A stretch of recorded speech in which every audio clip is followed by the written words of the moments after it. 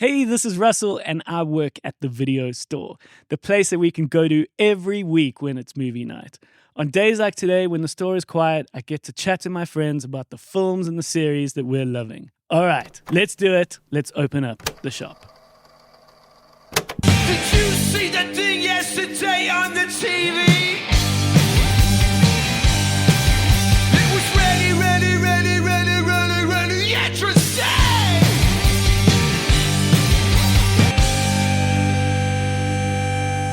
How's it?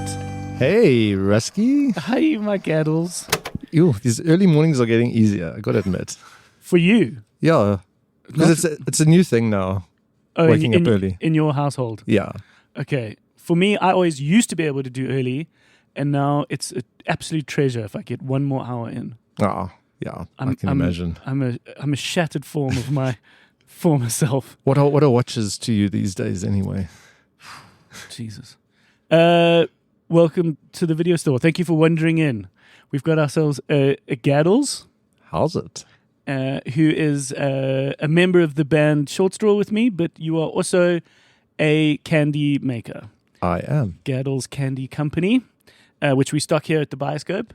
We've got ourselves a G-Force in the back. He's busy. He's busy working in the back. First customer of the day. Morning. How's it? Hey, Russell, how are you doing? I'm so good, man. Thanks for having me here. It's been a long time. It has been a minute since I've come in and sit in the Chizembi, shop. right? Chizembi, yeah. Chizembi. Yeah. Gad, this dude, Yeah. hired the Bioscope. Yeah, to watch Phantom Thread for my Okay. 25th birthday. Oh my Yes. God. Yeah, so when was that first? That was like a year ago, last February. Last February. Last February, yeah. Okay. So anyone who hires the Bioscope for their birthday, I can usually get a good gauge on what kind of a person they are based on what movie they choose, right? Makes sense. Yeah. It's the only Paul Thomas Anderson I haven't seen. In my opinion, his best. Okay, then And I've I know for some people that's maybe a little controversial. Some people love There Will Be Blood. Some people love Boogie Nights, Magnolia. I think Phantom Thread, that's his peak. Okay, we'll get into it because, I mean, I'm assuming you've watched One Battle, right? Yeah, I have. I Okay. have. And I respect it. Oh, I don't but know it still hasn't... I don't know if I respect it technically. I don't know if I love it.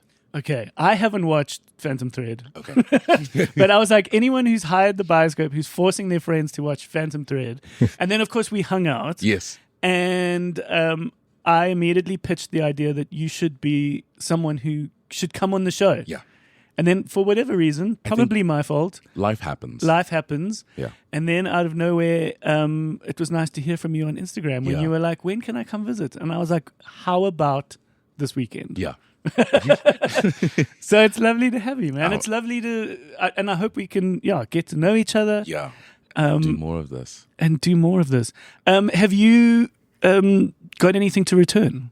I have I do have something that that I would love to return. I would love to return the first 7 episodes of HBO's Industry. The show called Industry. Industry. Now, Oh. I don't know. It's really niche. I'll say this. It's growing in popularity. When it came out, season 1 came out in 2020, just before the pandemic. Yeah. And at the time of its release, it was HBO's least watched show. But it's raucous.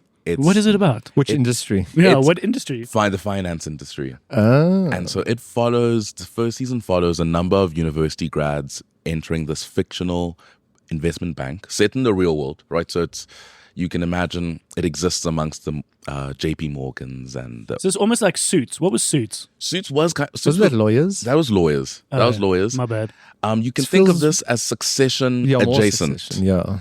Okay. But instead of following the billionaires who run a mega corporation and their family trauma, Yeah. this follows What is the movie with the stocks with Margot Robbie in the bath? Wolf of Wall Street. No. That was the Big Easy. the Big Short. the Big Short. Exactly. Is it kind of on that, So in that world? yeah, it's in that world, right? It's Okay.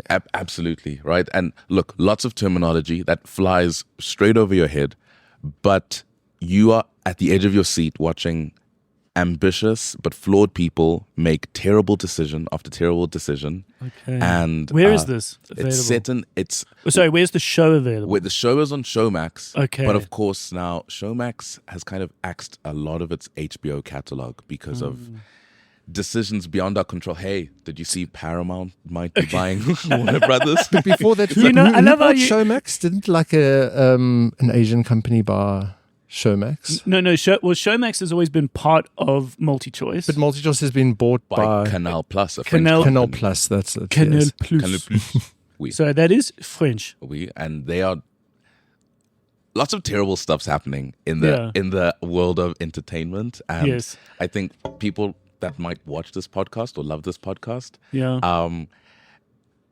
are going to maybe feel the effects of the industry consolidating in that way. But anyway, I've been watching. It's nice that you, Yes, and yeah. it's also nice that you weaved in a "Hey, did you guys see it?" Because that's always what we do like to start with. Okay, so Yeah. Industry, right? Okay, all right. So That's kind of been the main thing that I've been watching. I haven't watched many movies, unfortunately. no, This that's last cool. month. What do you do when not watching Paul Thomas Anderson movies in industry? What's your? I am a professional student. Okay. So in chemical engineering, I've Okay. just finished my master's. Okay. I am kind of flirting with a PhD. I don't know. Maybe Okay. I'm trying to like prolong like adulthood in a way. No, well, what that's called is you're an academic. Right. Reluctantly. I kind of hate it. I remember one of my You can make a career out of just learning. It's called being an academic. That's the thing. Although I hate to view myself in that way. But but I am. you I speak guess. well, so you could be a good lecturer to kind of pay your way through this thing. You know why? When I was really young, I wanted to be an actor, and I used to do lots of plays, and I used to go for lessons. Actually, I had an acting teacher. Like I was with a bunch of kids. I learned how to talk to camera, how to not, like most children do, you smile with like all of your teeth, and Okay. I was taught how to rein it in for the camera and how to interesting. project your voice and hit a mark. And I had an agent, and I would go to auditions for ads, and unfortunately it's a tough gig. It's a tough gig, I yeah. never booked one, and the worst thing would be to make it to the final round and you know the script for an advert and you don't get it, and then months later you're at home and you, from the first frame of an advert, you immediately know what this is. And you know all the words. And you know of it. all the words, and then you maybe even see one of the actors that you maybe tested with or something, and Like that arsehole got it. then you see this little boy and you go, okay, I've got better range. But Interesting. It's tough, especially for a kid. yeah, Oh, the rejection. no, and eventually I said, oh my God. But listen, if you do live in the world of academics and you do give presentations and, Yeah. and lectures, then that little acting boy can come out. I think comes out. But, Lovely. Yeah. Cool. Should we do a few Hey Did You Guys See? Have you got some, Gad? I don't have many. Yeah, we can. Let's start with the main one that Yeah. you mentioned, is that we have this huge juggernaut, which is Warner Brothers, that have decided to put themselves for sale so that they can all make a lot of money. And that's Some individuals. yeah. And the big news of like little to the end of last year was the fact that Netflix was in the final sort of bid, and Yeah. they were the final sole bidder for Warner Brothers.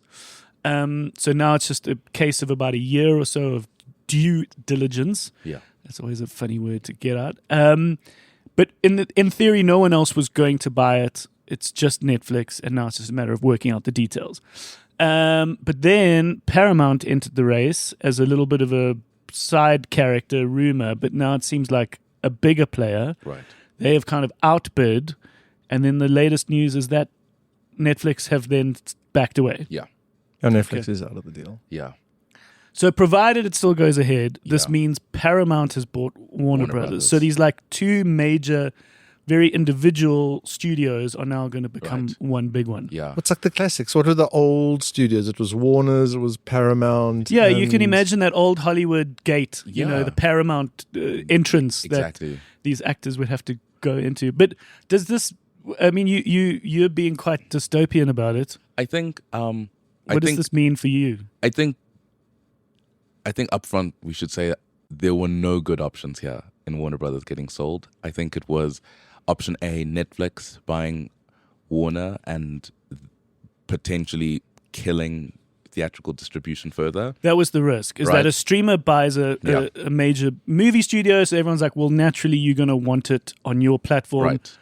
But that being said, you still make You a lot of money from theatrical. of course. More than you could ever was make streaming. from your monthly streamers. So there would be that, but maybe the window would be shorter. Yeah. Okay. I But mean, there's bigger implications as well besides the film studio, because they own CNN and DC Comics and a whole bunch of stuff. So now Warner's does. Yes. Warner's Yeah, does. yeah. So now the worry is because the guy who owns Paramount is very, very right leaning, yeah. and he's going to take over all these kind of corporations or companies that have had a very left slant.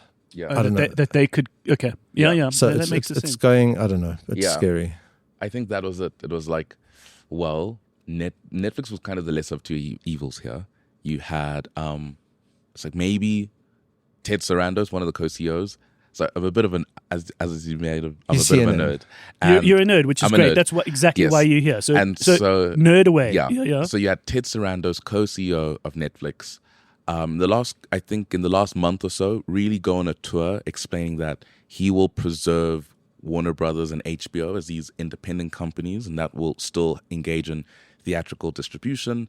I think he got a sense that a lot of people were really nervous about this.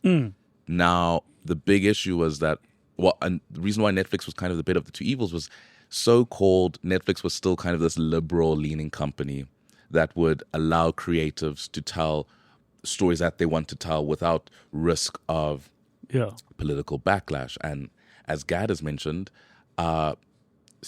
Paramount right now is really cozy with the current U.S. administration. Yeah. the I love how owners. the blanket term is just like, they're MAGA. Yeah, yeah, right. And so Paramount now, and the other thing was Netflix was only going to buy the film studio and HBO. They weren't going to buy CNN and et cetera, I et didn't cetera. know that. They weren't interested in the TV Paramount channels. buying everything. Paramount is buying the whole thing, and as you can imagine, what's the word? CBS News has kind of been controversial lately with Barry Weiss. Barry Weiss and just how things have kind of gone skew, and so CNN could probably be folded into that. And They've like not aired 60-minute Yeah. segments because they were critical of the Trump government. yeah, Wild. so Wild. and so now, This is 1984, man. We're like, we're blocking people from Yeah. seeing things, and we're gonna quickly forget. exactly, and then people lose Wild. jobs. Like beyond me being a consumer, I think about the actual people in the industry. I Yeah. mean, there's no need for two officers that run a news network. You're probably just going to want one, and so you've got actual people who have their daily lives who are going to maybe lose their livelihoods because of this merger. Wild. And I've brought this up throughout the months of us chatting it, which is like, why should this even be for sale? Like, why? But it's just because. That's the first thing I said. Like, why are they selling? What? It's a great company. Yeah. I mean, Warner Brothers just had one of the best years of a movie studio in history, right? They had like 7 consecutive movies make a whole lot of money, like they're showing the real Minecraft did well, Minecraft, Sinners did well. Sinners, But then they also One wrote Battle. off that Batgirl movie, the Tiny Toons movie, Right. the not Tiny Toons. was not Acme, the something Coyote, versus Roadrunner. Coyote versus Road- Acme, Roadrunner, Coyote versus Acme. Yeah. But And- apparently that's been sold and they are going to release Yes, that. to some, I think the distributor is Ketchup. Who's bought that? So Yeah. never heard of them, but Batgirl is gone. yeah, Like A that's whole movie that's sort of made and done. yeah. It's sitting for on a tax shelf. write-off because it suited the shareholders. I Right. don't know. All right, it's interesting. Yeah, It's also very interesting that a chemical engineer I am. Yeah, sort of knows the nuances of film deals. Are you sure you shouldn't be like a sort of entertainment lawyer or isn't that interesting? Right? or something else? I think I this just find it fascinating that you know this stuff. It's very cool. It's I sit and obsess over the movie industry, and then at night I sit down and write code for a whole bunch of chemical equations. It's That's fascinating. Okay, yeah. keep chiming in. Are you a Lord of the Rings fan? Unfortunately, I have never seen the Lord of the Rings movies. Okay, that's a massive oversight. Then you might sit out for the next minute or so. Please do. But Please go ahead. hey, did you guys see there's going to be a Lord of the Rings game? Do we know this? Game is what? Okay, Board game? I think let's just bring let's call Graham in for a sec because I've got a feeling he would give a shit about this. Graham. What? Hello. Hi. Did you hear that there's going to be a Lord of the Rings game? I did hear something about this. I don't know who's making it. It's going to be a big, huge open world yes, game. this is what I heard. From the fucking Hobbit to Mordor, where you can jawl with your buddies and go and return rings. Yeah, I don't know what and the plot is or if it follows the story of Lord of the Rings or anything like that, but it seems like a big open world Middle Earth game. But I think like Red Dead Redemption or whatever, you just run around and do shit. Yeah, I don't know what the narrative or anything's going to be, but I've heard bits and pieces about this. Does that excite I think you? it's very early on, so it'll be a long time before we see it. Okay. But they have the tendency to announce games. I remember you once complaining like they announced a movie like something or other that was like a year or two out, and you're like, man, they announced these things so early. Video games, they announce like 8 years before they come out. Okay. So you just buckle up and wait. All right. So we're going to be old men when this Yes. when this comes out. All right. Okay, back to work. The moment video games became like photorealistic, I couldn't play anymore. Okay. Because- I've never been a gamer. Are you a gamer? I was when I was younger. I used to love PlayStation games, and then eventually I kind of realized I need to have a social life. Yeah. And so, like, it's either my free time. But Either you I could have a socialize. social life through gaming. Well, that's the thing. I think I remember like our Wi-Fi at the time was like kind of really crap, and so it was my PlayStation never really connected to the Wi-Fi really well. Okay, so you never had the friends. I never had the online friends. But I've been colorblind. Like I physically couldn't play games anymore. Like I couldn't actually see what was happening. Did you get more and more colorblind? No, but I just think because video games were like 8-bit, they were so blocky and defined. Have you always been the same amount of colorblind? is it like Yeah. red? Is it like red green? Red, green, blue, green, purple, green, everything green. Yeah, Dad's got a few things going for him. yeah. One is colorblindness. I'm terribly short-sighted. I wear contacts. Right. I'm like He's night -11. blind. Yeah. He's got an interesting skin condition. Yeah. It's like a stretchy skin. Oh, okay. Yeah, it's actually it's a bigger problem, but Okay. But no, than the skin, but yeah. Gad's a very interesting character. I love interesting characters. And he's currently wearing the most vibrant Pokemon shirt. it is today is the beginning of the 30th anniversary of Pokemon. Yes. The beginning of the 30th. Well, yesterday was Pokemon Day, so it's 30 days since it came out in Japan, Okay. which is huge. And yeah, it's like the biggest day ever for Pokemon yesterday. Okay. Yeah. And what did it start as? Pocket monsters in Japan. Okay. So like it started- collectibles. Yeah, it started off as I think it was the game. It was the Nintendo game came out, Pokemon Red and Pokemon Blue. Here's my question. What was the first ever thing that came out? A game. I think it was the game, the Okay. Game Boy game, and then Okay. the cards came out to coincide, and then the anime came out, and then Okay. like all three Right. kind of moved together And this was 30 years ago. 30 years ago. Yeah, Okay, wild. yeah, and then it took like 3 years for the cards to get to America. Okay. It's like 1999 was when base set came out. Okay. Yeah, And it's now the biggest franchise of all time. It's now the biggest franchise. biggest franchise of all time. Okay, that insane. makes sense. Like game wise, or just Overall. Overall. That's great. Bigger than Mario.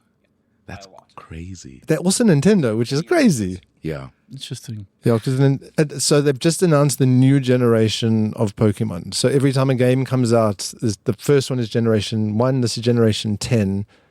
And like Jess is like, oh no, they're terrible. And I'm like, for me, I never got Pokemon. So I'm like, this is my generation. This is like my Star Wars prequels. It's like your James Bond. Yeah. Who was your James Bond? Daniel Craig. Yeah. You see, for me, it was Pierce Brosnan. Pierce. Yeah. Just Who do because I'm 40. Who do you think? Who do you think? Who do you think it's going to be? Like going to be, or do you have any of the people who are kind of around? Like, do you have a preference of someone? Like, I think you'd be a great Bond. Well, the name that gets thrown around the most that I think would be great is Idris Elba. Really? Do you think it's a little bit too old?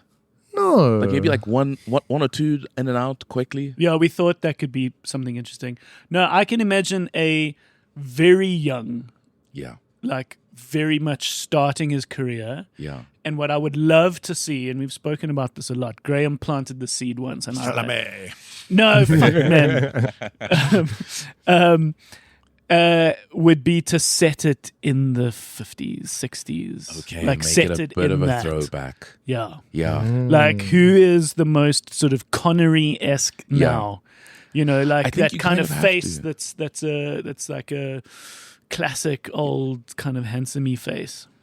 I agree. I think That would be interesting. because the Craig era, love it. Right? I mean, I think they've got two great movies in there. Like one, Skyfall and Casino Royale, I Yeah, think yeah. are legendary. And then No Time to Die was okay. I think that was like Yeah. a good ending. Spectre, and then the Quantum of the Solace. Quantum of Boring. Lost to unwatchable. Yeah, I think the biggest sin is to be boring, right? I think you can be bad, and Yeah, that's yeah. fine. And I think that Spectre's bad, but Quantum is actually just boring. Yeah, well, we talk about this on the show, and it's worth bringing up every sort of 10 episodes, which is like how you can rate a movie. Yeah. And one of the simplest ways of doing it is like, does it affect you? Yeah. Were you more pumped about Yeah. the world? Did you leave it angry? Did you leave it frustrated? Did you leave it excited? Did you leave it horny? Yeah. Like, did it change you? This is the words of Leon van Nierop, who's a good customer here at the show, but also just one of the country's best film critics. And he said that to me, and that was one of the gems I picked up in film school. And so I'm always aware of that.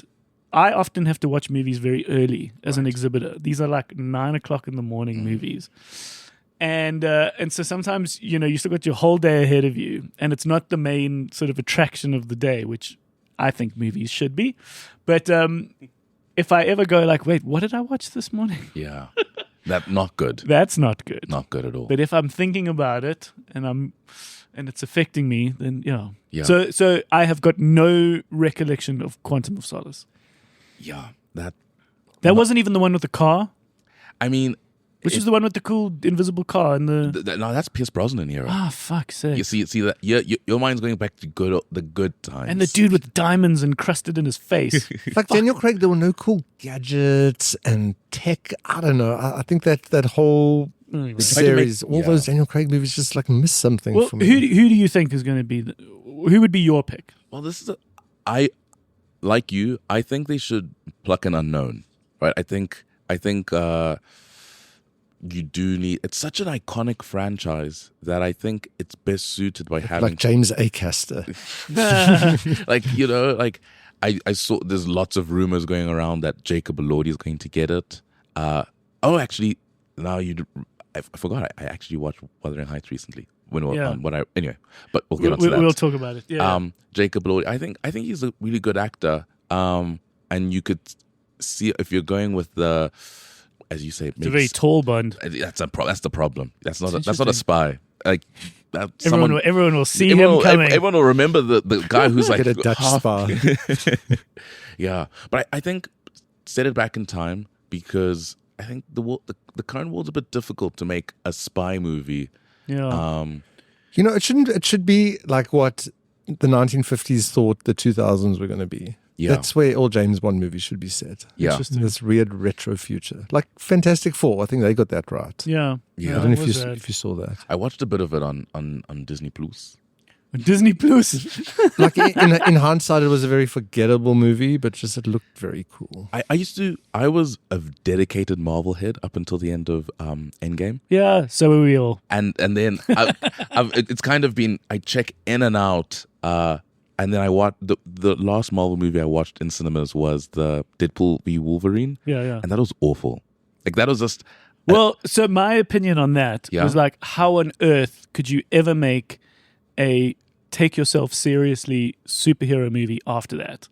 Yeah. Because that one came in and took a big shit on the floor. Yeah. In the middle of the whole superhero MCU, movie blah, blah, blah, category. blah. Yeah. And so I thought it was fun. I thought it was cool to be in the big cinema with all the nice reveals and I never be wanna a watch part it of the again. moment. It was super violent, super vulgar. it kind of deflated the air, which I thought was quite a good thing. Yeah. That let's not take this all too seriously, Right. And give it too much, because they are just, it's all just play. Right. And so that was quite fun. But then realized, how on earth could you ever legitimately make a superhero movie again? That's the thing. Like, Marvel was great in that they made us care about these characters, like in their trilogies and their arcs. And I don't think a lot of people care anymore. And you have a Deadpool movie where it's like, this is all just like crap. Like we know this is crap, but you love it anyway. And so it's like, oh, okay. Well, I stumbled on Marvel Zombies on Disney Plus the other day. I don't know. It's just like, they're just like, whatever, we don't care anymore. I think just It's a TV show. Yeah. Okay. It's like animated, like the What If thing, but it's like, what if there were zombies and some of the superheroes were zombies? Okay. It's kind of scary, but I don't know. There's like no stakes because it's stupid. Interesting. Yeah. I thought we could play a little game. Yes, please. Unless anyone's got any other important, hey, did you guys see? Oh, there was the BAFTAs, that incident. Okay. Well, Yes. present it.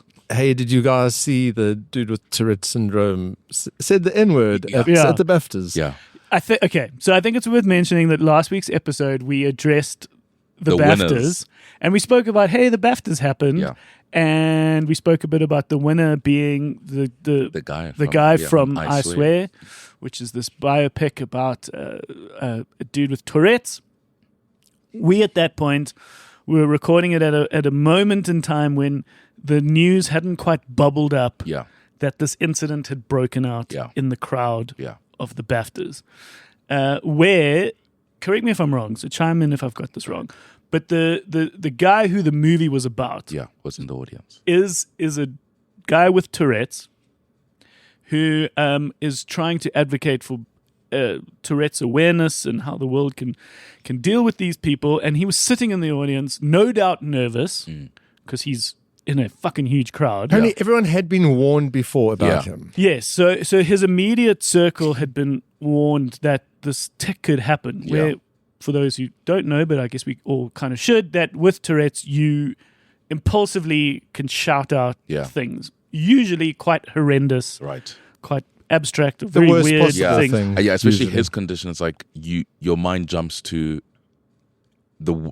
I can see a person of color, for instance, and then my mind will then say, what's the worst possible thing you can say to this person? Well, like when And he then went it to will- Buckingham Palace, he screamed out, "I have a bomb." Yeah. And then when he met the Queen, he went, "Fuck the Queen." Yeah. It's just like the worst possible thing you can say at the time. Yeah, so it's almost like you've got this little part of your brain, which we all know is like the worst thing that could possibly happen. Yeah. And it's the sort of the id, or it's like it's that kind of thing, right? And it just jumps And forward. so Tourette's does that. And so when you had two black dudes on stage, Michael B. Jordan and what's his name? Someone else from Delroy Sinners. Lindo. Delroy Lindo. You just heard Yeah, the N-word. the N-word shouted out from the back of the fucking Especially audience. and thematically tied in with the movie Sinners in a way. Totally. But But there's a few things to unpack. The one thing is that apparently there were other ticks that the BBC edited out. Yeah. And they apparently And didn't other edit. speech no, comments about, politics. Someone mentioned the winner for a movie called My Father's Shadow. He said Free Palestine. And Yeah, they edited that out. But they didn't edit out this The word. N-word, right? And you're like, why would you not edit out all this guy's ticks? Yeah. It's really disappointing because some reporting has come out that said Warner Brothers spoke to BAFTA and the BBC saying, you guys, this was, mind you, this, for people who don't know, the award show was on a 2-hour time delay. So they had 2 hours between the live events of the award show and then 2 hours of when it aired in the UK. I think a further 6 or so hours still aired in New York, right? Yeah. They didn't cut it out of the New York one either. Yeah, and they only cut it out about almost 24 hours later is when they eventually cut it out on the online streaming platform. So now you had Warner Brothers, who apparently went to the BAFTA and BBC and said, hey, this needs to be cut out. Because Warner Brothers is the Warner owner Brothers of of Sinners. You had BAFTA, I think just yesterday, themselves said they tried to tell BBC to edit this out. David, I think something Johnson, I think I'm maybe getting the man with the Tourette's, the real life activist. He was stationed next to a microphone, and apparently he told the producers, "Why is there a microphone near me? I don't think this is safe." And they said, I think his worries weren't listened to. What? That's So- wild. Because he said, I'm mortified. Yeah. He's And- like, this is too terrible. This is obviously not what Yeah. I want. Well, like I saw, was it Jamie Foxx that all of a sudden said like, "No way, he didn't know what he was doing." No, Yeah. and like someone's like, "This is literally someone with Tourette's Yeah. worst nightmare." Yeah. And I think it's whether everybody wanted it or not, it's brought back into the forefront what exactly Tourette's is. Yeah. And at the core of the debate is, was he racist? Yeah. For Yeah. shouting out the N-word at a bunch of, Yeah. and it's like the argument, and hopefully maybe we can come out of this with the effect that he wants, which is like, Yeah. here's the awareness of this. Yeah. Because of course not. Yeah. I think both people were let down. Like both sides, let's say, were let down. I get this gentleman with Tourette's. He wasn't looked after in this public setting that's going to be globally broadcast. And I think the Daryl Lindo and Michael B. Jordan, they apparently after the incident, they didn't know what was happening, and no producer came to them and said, "Listen, a gentleman with Tourette's." Like, But they it were was- just like some dude yelled the N-word. at yeah, us. they just for the rest of the Wow. evening they just have to think someone just yelled Oh the my N-word at God. us, and I think and then in not removing it off the broadcast, I think the people affected, like the actual individuals, were let down. I think you have to look to the BBC and the Yeah. actual. But I read that Alan Cumming came on and kind of explained it, so they must have known something. I think towards the end, I think he just kind of went on stage and said, "You heard coarse language." Sorry, and Or was it towards the end? think, yeah. I kind of thought it was implied that he came on straight afterwards. oh, maybe. I mean, I didn't watch the whole show. I'm just looking at.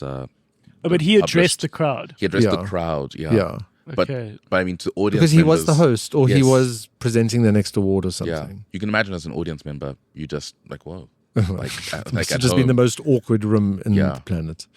Okay, this is a slight aside, but I always just wonder, like, Tourette's existed Yeah. throughout time, Yeah. or is it a modern disease? It must have. I think existed words became throughout. worse over time. Sure, but Probably. I just find these kinds of things so fascinating. Where you're like, But like imagine, Tourette's- imagine what this would have felt like, or how the world would have dealt with these individuals like a long time ago when we didn't Yeah. understand what was going on. But we there- would, we there- would honestly like this. These people would just be cast out Passed of out. society. Yeah, Sorry. So the Tourette's, there is the swearing one, but there are Tourette's where it's just like they got like the tics. It's a tic, or, yeah. or it's like a movement or Yeah. funny sounds. So I believe think there's a as range. language developed, Yeah. obviously Tourette's developed. yeah. I can Right. imagine. Wild. Okay, well, I'm glad we brought it up because I wanted to talk about it because we brought out this episode last week where that news had sort of swelled up. Yeah. And our coverage of it was like, hey, the BAFTAs happened. Yeah. Nothing really much happened except for these people won awards, and then we sort of moved on. So someone might have listened to that going Yeah. like, oh, you missed didn't the biggest- you didn't address the biggest the story elephant in point. the room shouting the N-word. All right, let's play a little game. Yes, please. All right, the rules are simple. You're going to get yourself a card with a movie with prompts, and you're going to describe it. If you see one on here that's a little too obvious, Right. try and skip it. Okay. All right, this is a good one to start with. It's an interesting one. If you know what the movie is, you shout out, "Oh, Captain, my Captain." Okay. All right. I am a romantic drama. I am semi-autobiographical. My story spans more than 10 years. I feature a lot of basketball games. Whoa. A lot of basketball. games. Romantic comedy. Romantic comedy involving basketball. Oh. Okay. I star Omar Epps. Remember him? Oh my God, is it O? Captain, my Captain. Yeah. Is it O, the movie based on Othello? No. Basketball. Wasn't that about the basketball captain? Oh, no. No one? Wasn't Omar Epps in it? Isn't it? Okay, I'll give you a clue. Yeah. Yeah. No. May I have the clue? No, I want to hear your. Isn't it Love and Basketball? There we go. There we go. Basketball. Okay. That's a throwback. I have It's an old movie. yeah. Okay. I am based on a short story. Okay. I was banned in the country where I am set. Interesting. I revolve around a lesbian romance. Lesbian romance. Okay. Mm-hmm. Let's do one more. One more. Okay. My title means friend in Swahili. Oh, I know this. Oh, Captain, My Captain. Please. The movie Rafiki. Absolutely. Ding, ding, ding. Hey, we screened it at the bioscope. That's a deep cut. This. I haven't even heard of that movie. This is. Yeah, I this would is- never have thought Rafiki would have made this. feature in here. It was in the news recently. Actually, I think they won a court case or something in Kenya with the banning being illegal or something to that Okay, nature. yeah, no, it's a Kenyan queer film. Yeah. Which is the front? This. No, yeah, Where that's the right. water. And yeah, it's we screened it at the bioscope. It did really well. It was Yeah. one of those like beautiful Yeah. ticks all the boxes Yeah. for a place like the bioscope, where it was like it was local. Yeah. There was something very cool about it, like the design and the I really enjoyed it. yeah, lovely. Oh, what a nice thing to think about. Okay, Okay. I am a satirical teen rom-com. okay. My main messages are about self-acceptance and inclusivity. Okay. I am a queer cult classic. A Captain, My Captain, Perks of Being a Wallflower? No. Okay. I am set at a conversion therapy camp. Captain, My Captain. Yeah. Boy Erased. No. Funny enough, I would have known this one. Heartstopper? No, it's not. That's a show. Astana Tashleyoni and Claire Duval. Oh, Captain, My Captain. I'm not a cheerleader or something. Close. Something about cheerleader. It starts with a preposition. You're a cheerleader. But- You're. Fuck. What's it? I'm not. I'm It's- a cheerleader. it's but I'm a cheerleader. But I'm a cheerleader. Yeah, it's quite a title. But I'm a cheerleader. I haven't watched that. I know of it. Right. It comes up often as a like culty queer film. Yes. It was in the queer section in the DVD Gurus when I worked there. So Gad I've seen- actually worked at a video store. Actually worked at a video but like an art house video store. So This it one was is like was existing it? in your mind. DVD Gurus in Melville. Ah, It only existed like for the 3 years that I was at film school, which was crazy. Like that was my life. I was at film school, then I went to the video store, Yeah. and I learned more at the video store because we would obviously get to rent whatever we wanted. Yeah. It was a real Tarantino Ooh. education. we just had a Mr. Video around the corner. Yeah, no, DVD Gurus was special. It was on 7th Street, Mm. which was, Melville, Seva Delan, Yeah, this is the street. And it was a great video store and it had all the sort of weird shit. It was the movie of video stores, like today we've got Netflix where you've got a nice big broad range, Yeah. Disney, which is perhaps more kiddie Yeah. Disney leaning, and then you've got a streaming service like Mubi. Which There was is like a the stand-up comedy section. Criterion collection, like they were the ones that put up their hands to go, we're the odd, Yeah. interesting ones, Yeah. There was an Australian DVD company. Was it Looney or Madman or something along that line that decided that we are going to be the distributor for like these weird movies. Yeah. And it felt like that's what. Well, just remember there was no other way to get those That's- films, yeah. and there weren't torrents. There was no Pirate Bay. So this is where you went to go watch those weird stuff. And Yeah. I remember just going, there was another one called Absolutely Fabulous, Yeah. which existed more in the north, Santon. in Santon. And I was just like, let's do some weird stuff, guys. And Yeah. they're like, cool. What's it? Ken Park. And all that sort of like weird Larry Clark stuff. Mm. And you're like, and you get your mind blown on a Saturday afternoon. A movie like Swimming Pool, which was like an art house, like at Nouveau. Everything that was at Nouveau's came to Gurus and Yeah. stuff that didn't even come to Nouveau. Oh, and there was this beautiful Indian girl that worked at DVD Gurus. And I made her my girlfriend. But it was through DVD. It was through the conversations at DVD Gurus. Would you? Really She's try an to- accomplished filmmaker now. Sheetal. Really? Megan. Would you like try like display some really like I tried big film I tried to be knowledge? as cool as I could. Oh, good. Emphasis on as I Try. could. I really love that French New Wave. I don't know. Yeah, it's a bit pretentious. It speaks to itself a bit too much. It speaks to itself. It's like, what does that even mean? How does a film speak to itself? Something I'd love to chat about today, which we'll get into, is Hoppers. Oh, loved So Hoppers. we must talk about that and tell you about that. Did you see it? Yeah. I watched it in the morning, and you guys watched it in the afternoon. Okay. So we'll get into that. I'd love to hear about your thoughts on Wuthering Heights. Let's just map out the Yeah. sort of the last little bit of this. I'd like to talk about a few things in TV that have sort of arrived or that are coming. And then I want to give you guys not surprise, but a little surprise announcement of something that I've watched. Okay. Okay, and I'm going to end with that. Okay. Okay. Okay, let's do a little bit of TV because I haven't actually had the chance to watch an incredible amount. I can imagine. Because I am a father, and if I just make one episode, it's hell of an exciting. Yeah. And at that point, like last night, we watched the first episode of season 2 of Paradise, Yes. which is the big I Disney watched it Plus thing. And it's an hour long. Yeah. And at that point, when we finished it, myself and my wife were like, why aren't we in bed? She's asleep. It was glorious to have a warm meal that should take advantage of that was this. prepared, and we ate it immediately. And there was an episode that wasn't paused. Yeah. But now that one episode's finished, let's fucking go to bed. Yeah. So I'm not watching a lot, but I can tell you, season 2 of Paradise. This is a big, epic show. For those who don't know, it is like world-changing, post-apocalyptic conspiracies on the highest level. The first season is all set inside this like incredible Truman Show-esque bunker neighborhood that the billionaires set up and the presidents lived in when the world was going to come to this cataclysmic end. We've got Sterling K. Brown at the center of it, who's an incredible actor who was like the bodyguard to the president. The president dies. It's a whole big scale. But now what's very interesting, season 2 starts on the outside. And so we get this whole other character with Shailene Woodley set in Graceland, which is so lovely. She hunkers down during the apocalypse in Elvis's residence, which is so cool. It's like such a great place to set it.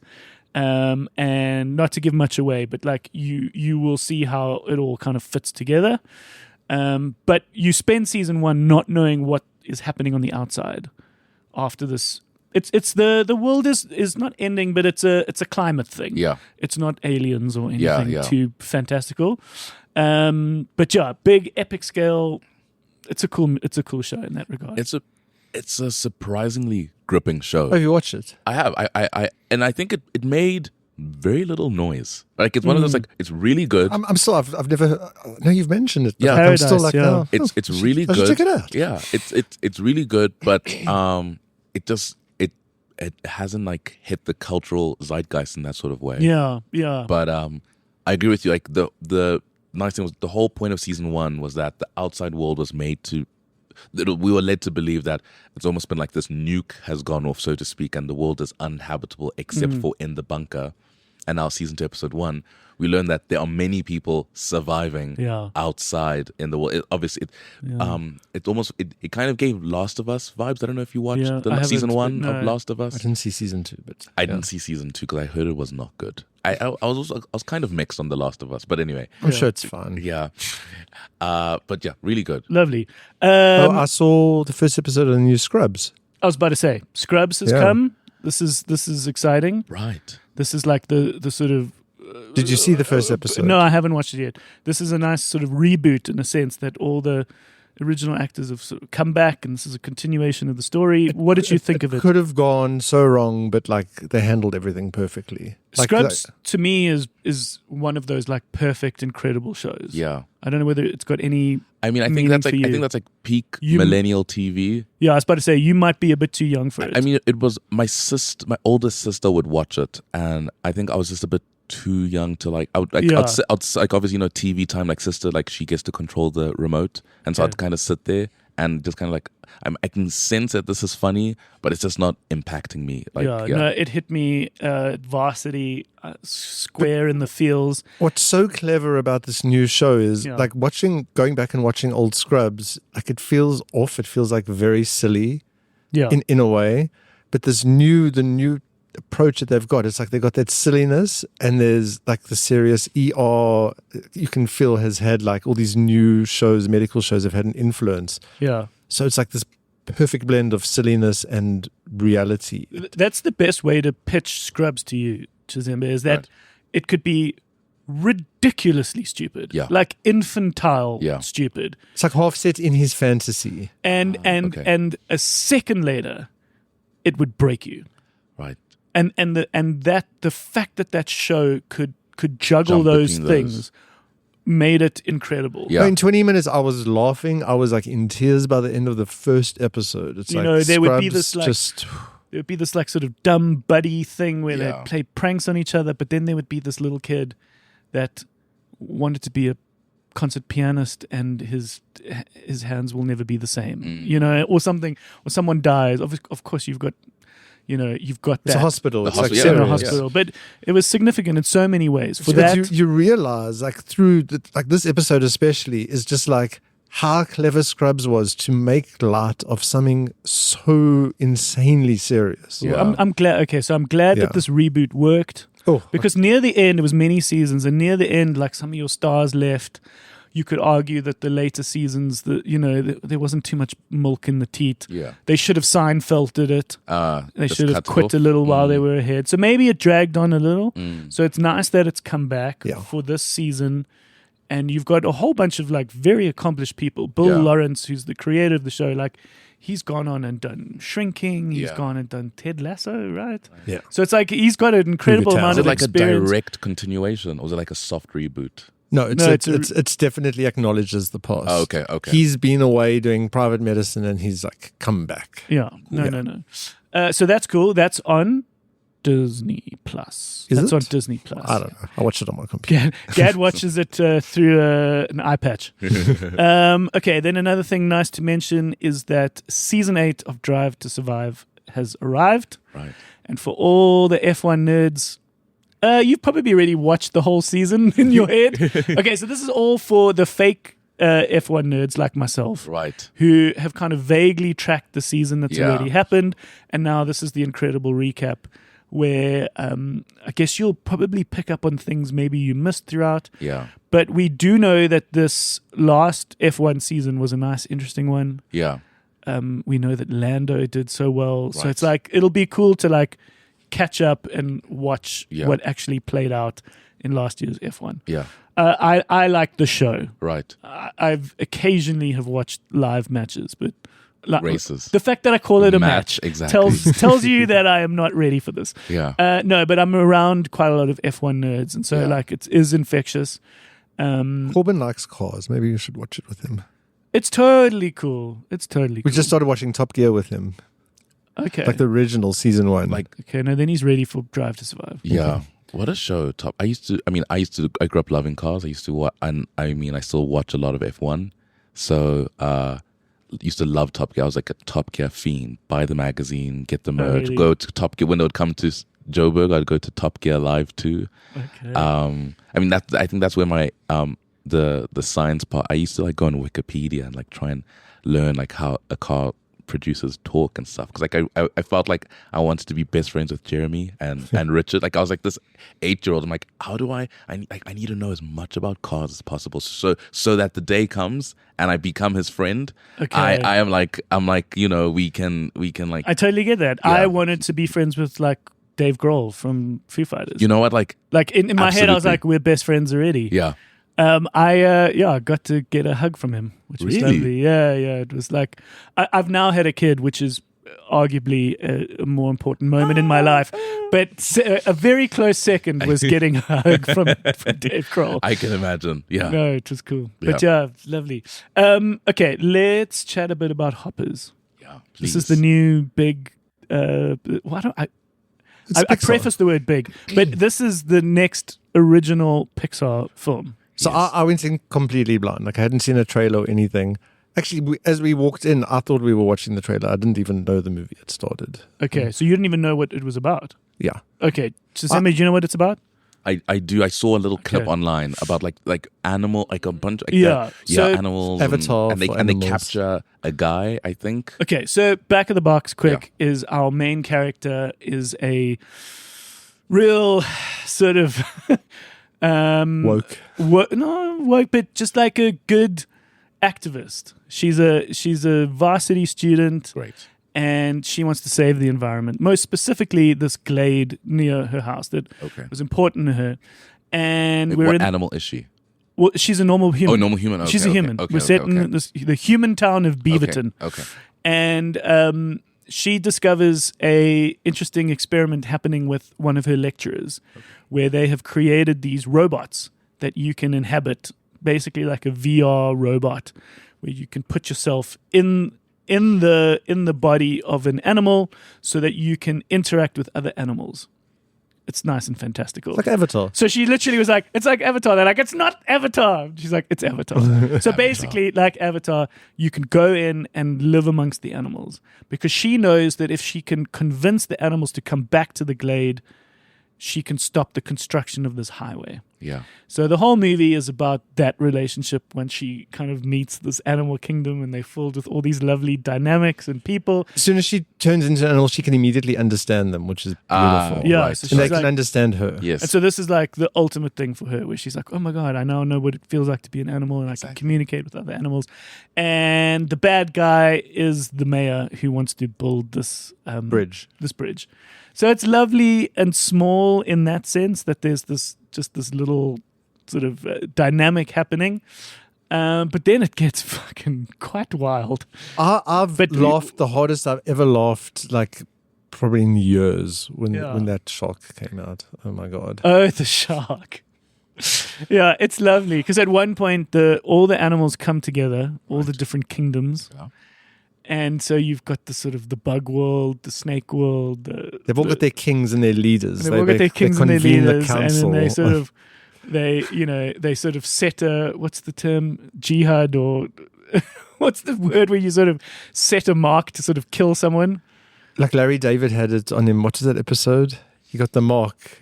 Salman Rushdie. What does he have? There's like a term. He's got a hit on him. I think I know what you mean, but Yeah, the words that- escape me. to go that Yes. to the mayor, and so the whole world's convening now against the mayor. But then the people who wanted to make sure the mayor stopped, when they realized now his life is in danger, all of a sudden they've got to now help the mayor. But it's delightful. It's fun. I loved it. It was great. There's a point where it gets a bit dark. Right. I think as Pixar is want to do, like they like to, turn the dark. Yeah, back so I up. think it's been a little with divided. the robot mayor. Yeah, Went nuts. Yeah, the little bug king. Well, it was a butterfly, played by Meryl Streep, Right. who was the sort of the queen of the insect world, Okay. and her sort of caterpillar kid is James Franco, not James Franco, Dave Franco. And then he succeeds her, and there's almost this sort of like North Korean-esque, I'm What now the sort of direction mighty does this movie dictator, and he take? takes control and wants to. The whole term is squish. I want to squish someone, which is great. No, it's lovable. It's The interesting. And- fatwa. yeah, that's The fatwa. the fatwa. Yeah, put a the- fatwa on the mayor. That's the word. That's the word we're looking for. The musical. It hasn't been this huge, big Pixar tentpole Yeah. that traditionally we'd be seeing huge billboards around town for. Yeah. So I think it is currently poised to be a little more of an indie. Let's see. Yeah. Well, I mean, certainly not an indie, but like a small Low approach. expectations. I hope people go let's, see it. Let's It's- see. it's Let's see great. what it does, because the world, we know this, especially in the kid world. Yeah. It's quite hard to present a New entirely idea. new idea. Yeah. The world can get behind Despicable Me 5 and Zootropolis 2, because the parent goes like, oh, the first one was a success. Yeah. This is a Known surefire. quantity, This is going to be yeah. good. This isn't going to be weird. I mean, there was the Toy Story 5 trailer, which, Yeah. I mean, that, like, Disney's, I think until time immemorial, they'll just keep on pumping out a Toy Story, which, to be fair, the quality hasn't dropped, so Apparently it has. I've seen screenshots of like some of the details on the characters, how they seem to have like I think you're almost saying lost- more figuratively. The quality's never dropped. No, quality, like, as in, yes, the stories the have always story, been the amazing. stories, like, have kind But like of, they're actually showing like some details of the 3D Yeah. rendering. They've gotten like simpler and I mean, probably, right, Maybe, cost but- cutting. The trailers and the stuff that you see is often not finished. I mean, they No, maybe. there's still people fine tuning it probably Right. right now. We can bully them into fixing it like we did for Sonic. Yes. That was Go one for of the it. greatest examples of like an We do not. audience Like, the saying, audience was like, we do not want this. This is not right. We will not accept it. And they were like, "Oh God, we better listen to them." Amazing! It's like never happened before. Yeah. Well, Yeah. they made a stupid looking Sonic. It Yeah, was, that was- so stupid. Yeah. Lovely. But yeah, Hoppers starts this weekend. Great. I'll. Yeah. Yeah, this weekend coming. And yeah, we'll see. I would love to find the space for it in the bioscope because I wanted to the occasional kid movie. Yeah. I don't want to take just anything and everything. That's but fine. Hoppers seems fun. There's a lovely message at the core, which of course is quite simply about environment and saving the environment and ecosystems. But there's something a little more nuanced which you'll get when you watch the movie, which is like how you approach the bad people. Okay. And it's not as simple as like they must be squished. Yeah. It's like they've got their voice deep down inside. They're probably nice, or there's something inherently good about everyone. Can we work together? Can we Yeah. figure out how to make this work? There's some interesting good Yeah. messages in it. And hopefully we can find the space for it. Yeah. All right. Magic, guys. You I had think- a secret. Oh, yeah, thanks. I have watched Project Hail Mary. I just thought I'd put it out there. Right. I was lucky enough to see it. And have you read the book? I haven't read the book, Okay. but I was gasping, but I think I saw the trailer and it looks okay. But it's Oh my who's the God. director? We It's are gushing over it. Dude, it's Lord and Miller. Lord and Miller. That's it. Yes, Lord and Okay. Miller are doing this. Okay, Project Hail Mary is going to be a big part of the video store for the next little bit. love that. Because I have put up my hand in front of those distributors and have said, we love Project Hail Mary here. We want this. How can we help you promote this movie? It looks amazing. So, of course, they invited me to get this watch. Yeah. This is the first watch. This is when the people in the team get to watch it. They Yeah. usually watch it first and then they give it to the exhibitors. But they kind of fast tracked it for a few of us so that we can see it. Already, if you look out on the internet, the folks who have seen it are giving it like incredible praise. I want to say it's fantastic, and I want to say it's going to tick all the boxes, and people are going to love it.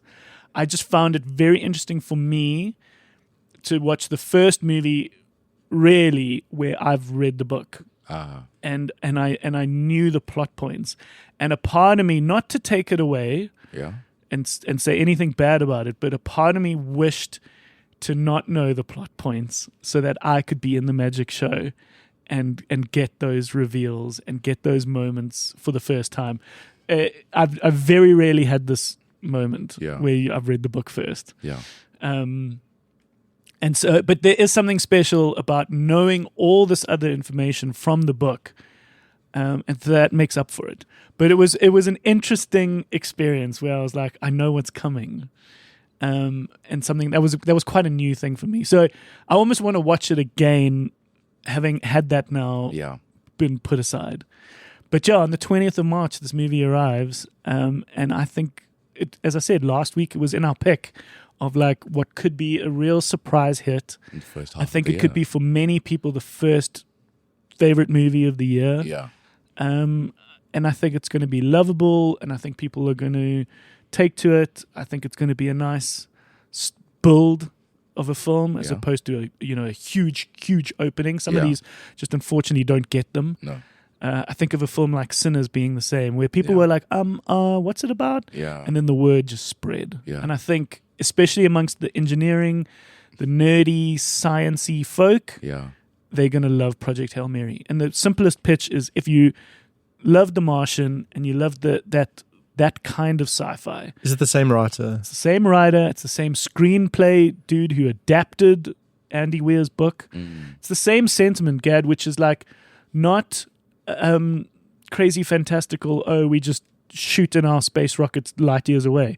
You've got to have the right genes in your body to be someone who could be put in a coma. So not everybody can be put in a coma to go in a space rocket to travel light years away.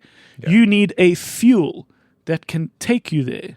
So it all gets unpacked. It all Yeah. gets explained. It's all about science. It's all about figuring out how we can save the world. It's very cool. It's on the calendar, the screening, right? Yeah, Nice. you'll get one. There's definitely a media screening which you guys can go to. Sweet. Yeah, lovely. That's exciting. Okay, I love I love a good high concept sort of supposed crowd pleaser. I think. yeah. There's two things happening here. There's a Yeah. big blockbustery world saving story, Yeah. which is like this very realistic way in which the world could end. Yeah. Which is what happens if the sun is getting dimmer. Okay. Something is causing that. What is it? And that is how we can slowly die. Yeah. Not this fucking aliens arriving in portals. Yeah. So it's like this very real scenario and trying to save the world. But then at the core of this movie is, and not to give too much away, is this kind of friendship Okay. and this kind of buddy comedy that happens and the sort of lovable kind of geekiness of the science. Yeah. So yeah, Project Hail Mary. That's exciting. I I'm hope, very, yeah. very excited to have seen it. JD. And yeah, we'll be talking about it pretty much Quite a every bit. week now because we've joined their marketing campaign, Yeah. which is an exciting thing to be a part of. Cool. All right, Magic. Thank you guys. Chizembi, this was such a treat, man. I am so Lovely glad. meeting you, man. You It's have been great. you have a brain I want to hear more from, Yeah. and you've got a timbre of a voice that I'd love to also hear more from. Well, it was great to stop by the shop, and unfortunately, I don't. So it looks like the movie I'm leaving with. Yeah. leaving from I guess I'm taking away hoppers. Like I think Yes. I'm taking Yes. away hoppers. Yeah, you're going to rent hoppers from us. I'll rent hoppers, and I'll put a booking in for Yeah. an eventual renting of Project Hail Mary. Lovely. Yeah. Lovely. So that's really exciting. Thanks for having Amazing. me, guys. Cool. Cheers. Cheers, You're man. on the reserve list. Bye bye. All right. Cheers, guys. Bye. Bye.